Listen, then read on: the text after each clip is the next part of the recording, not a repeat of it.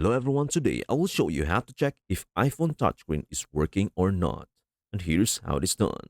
Start by unlocking your device to see if the screen responds.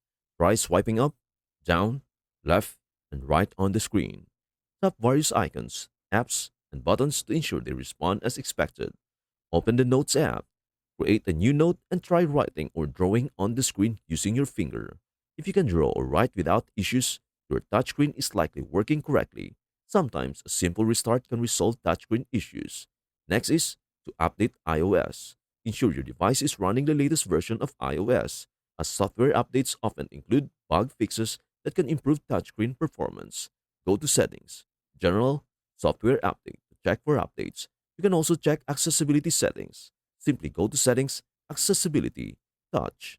Ensure that features like touch accommodations are configured properly and not interfering with normal touch functionality. And that is everything you need to know about how to check if iPhone touchscreen is working or not. Before we end, may I humbly ask you a favor? Please do like, share, and subscribe to our channel. This means the world to us. Thank you so much for watching. We hope to see you in our next video.